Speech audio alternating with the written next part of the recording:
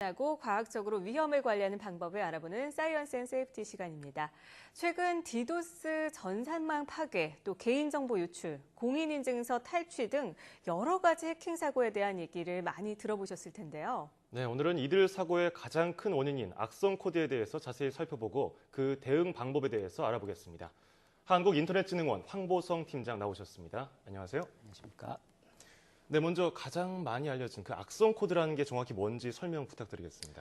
예, 악성 코드는 해커가 해킹을 위해 사용자 컴퓨터에 몰래 설치하는 악성 프로그램이라고 생각하시면 됩니다. 네. 예전에는 컴퓨터 바이러스나 웜, 트러위 목마 등처럼 그 기능에 따라서 세분화해서 틀리게 불렀는데 현재는 통칭해서 악성 코드라고 부르고 있습니다. 네. 악성 코드에 감염이 되어 해커의 원격 조종을 받는 PC를 좀비 PC라고 얘기를 하는데요. 네. 해커는 악성 코드에 감염된 좀비 PC에서 공인인증서나 개인정보를 탈취할 수 있고 또 이용자 PC를 마음대로 조종할 수 있기 때문에 PC 자체를 파괴하거나 다른 홈페이지 및 서버를 해킹하는 도구로도 이용할 수가 있습니다. 네. 최근 악성 코드 유포 시도가 아주 많다고 들었는데요. 네. 어느 정도인 겁니까? 악성 코드가 주로 이제 홈페이지를 통해서 많이 유포되고 있습니다. 그래서 13년도의 경우 작년이죠. 작년의 경우에는 악성 코드를 유포한 홈페이지가 약 17,000건이 넘어섰고요. 네. 그게 12년과 비교해서 약 35% 증가한 수치입니다. 네. 올해 9월까지만 해도 13,000건이나 유포되고 있는 상황이 확인되었습니다. 네, 10,000건이 넘고 13,000건을 넘어서고 있다고 말씀하셨는데 그럼 홈페이지를 통해서 도대체 어떤 방식으로 악성 코드가 이렇게 심어지게 되는 건가요? 먼저 해커는 자신이 마음대로 조종할 수 있는 좀비 PC를 다량으로 확보하는 게 이제 목표일 텐데요. 네. 이를 위해서는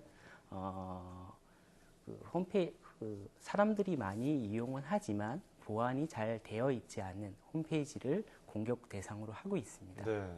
그래서 홈페이지 관리자 몰래 그 홈페이지 해킹을 해서 악성 코드를 심어놓게 되는 것이죠. 네. 그러면 그 이용자가 해당 홈페이지에 접근을 하게 되면 그 자동으로 악성 코드에 감염이 되게 됩니다. 그럼 홈페이지에 접근, 방문만 하더라도 무조건 악성 코드에 감염이 되는 겁니까? 그렇지는 않습니다. 그러니까 보안이 좀 충실하게 되어 있는 그 이용자 PC는 감염이 되지 않는데요. 제일 중요한 거는 백신이 깔려 있거나 혹은 운영체제나 문서 편집기 등에 대한 그 여러 가지 프로그램들이 최신으로 깔려 있는 네. PC에 대해서는 감염이 되지 않고 있습니다. 네. 그렇다면 우리 개인 컴퓨터가 악성 코드에 감염되지 않으려면 어떤 준비를 해야 될까요? 일단 사실 일반 이용자가 악성 코드 유포 시도를 사전에 탐지하고 이를 방어하는 것은 사실은 상당히 힘든 것이죠. 네. 그래서 백신 프로그램과 같은 보안 프로그램을 꼭 컴퓨터에 설치를 하셔야 되고 네. 그리고 설치뿐만 아니라 이를 주기적으로 점검을 해야 됩니다. 그리고 좀 전에 말씀드렸듯이 운영체제, 웹브라우저, 문서 편집기 등 컴퓨터에 설치된 다양한 소프트웨어가 항상 최신 상태를 유지할 수 있도록 업데이트하는 것만이 악성 코드에 감염되는 것을 예방할 수 있습니다. 네. 또 중요한 것이 홈페이지 악용으로 이제 홈페이지를 통해서 악성 코드가 유포되는 홈페이지 관리자들이 있을 텐데요. 네. 해당 홈페이지가 해커에 의해서 홈페이지가 악성 코드 유포되지 않도록 주기적인 보안 점검 등이 필요한 것이 사실입니다. 네, 최근에 악성 코드 유포 행위와 관련된 보도를 보면요, APT 공격이 늘고 있다 이런 기사를 많이 읽게 되는데 맞습니다. 정확히 APT 공격이 어떤 겁니까?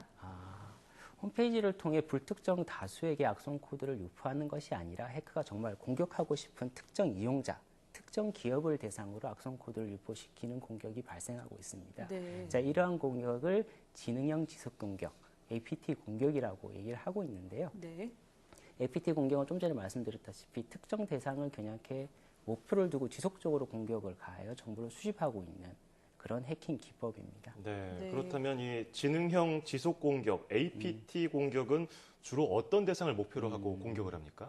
아무래도 기밀 자료가 많은 정부나 국방 분야가 주요 타겟이 될 수 있고요. 네. 또한 금융 및 전력 등 사회 기반 시설이나 그리고 산업 기밀 유출을 목적으로 한다면 첨단 산업 분야도 대상이 될 수가 있습니다. 네, 그럼 이러한 대상을 목표로 한다면 이 APT 공격 어떤 절차로 진행이 되는 겁니까? 예. 해커는 해킹할 기업이나 기관이 일단 정해지면 공격 목표라고 하죠. 공격 목표에 대한 정보를 수집하게 됩니다. 대표적인 것이 직원 인적 사항이 될 텐데요. 네. 정보를 수집한 해커는 공신력 있는 기관을 사칭하거나 업무 또는 개인적으로 관심이 가질 수 있는 내용으로 메일을 작성해서 해당 당사자한테 보내게 됩니다. 네. 이를 타켓 메일이라고 하는데요. 당연히 이 이메일에는 악성 코드가 심어져 있기 때문에 메일을 보는 순간 그 직원의 PC는 악성 코드에 감염이 되게 되는 것이죠. 보자마자. 그렇죠. 네. 그래서 악성 코드에 감염된 내부 직원의 컴퓨터를 통해서 해커는 내부 시스템에 침투하게 되고 기업의 기밀 자료를 유출하거나 시스템 운영을 방해할 수도 있고요. 더 나아가서는 시스템 파괴 행위도 수행할 수가 있습니다. 네, 정말 무시무시한 얘기인데요. 예, 그렇죠. 이 APT 공격에 대비하기 위해서는 네. 어떻게 준비해야 되겠습니까? 예, 사실 좀 다양한 준비들이 필요로 한데요. APT를 네. 말씀드렸다시피 특정 대상을 목표로 하고 지속적으로 집요하게 공격을 하는 거기 때문에 네네. 좀 나름대로의 다양한 대책들이 필요합니다. 그래서 APT 공격은 기존의 사이버 공격보다 조직적인 대응이 필요하고요. 네. 이러한 공격의 유형 특성을 파악하고 자신의 위험 요인을 명확하게 파악해서 예방 정책 또한 사고 발생 시의 대응 절차와 복구 조치 방안을 마련해야 합니다. 그리고 또 다양한 보안 솔루션들이 있는데 이를 설치를 통해서 주요 침입 경로에 이용되는 PC나 USB 이런 단말기기에 대한 보안도 당연히 해야 되는 것이고요. 그리고 지속적인 이상징후 모니터링이나 로그 분석 그리고 제일 중요한 인터넷망과 업무망을 분리하는 기술적 조치들이 필요한 것이 사실입니다. 네, 사실 APT 공격을 언제 당할지 모르잖아요. 네, 그래서 네, 당하기 전에 네. 내 컴퓨터가 악성 코드에 감염이 돼 있는지 안 돼 있는지 그 여부를 확인할 수 있는 방법은 없을까요? 가장 손쉬운 방법은 아까 말씀드렸듯이 백신 프로그램을 설치하셔서 주기적으로 점검하시는 것이 제일 가장 네. 편한 방법이시고요. 네. 하지만 직접 점검이 어렵거나 컴퓨터 이상 징후가 있다면 저희 한국인터넷진흥원에서 128 상담센터를 통해서 주기적으로 점검을 해드리고 있습니다. 이쪽으로 연결하는 것도 하나의 방법이라고 생각됩니다. 118 상담센터 네, 맞습니다. 이거 꼭 기억해 두셔야겠네요. 네. 맞습니다. 네, 정보보호 및 보안 관리에 대한 많은 관심 또 실천을 통해서 이 해킹 사고로부터 안전한 사회가 됐으면 좋겠습니다. 지금까지 한국인터넷진흥원 황보성 팀장과 함께 악성 코드 유포 현황 및 대응 방법에 대해 알아봤습니다. 고맙습니다.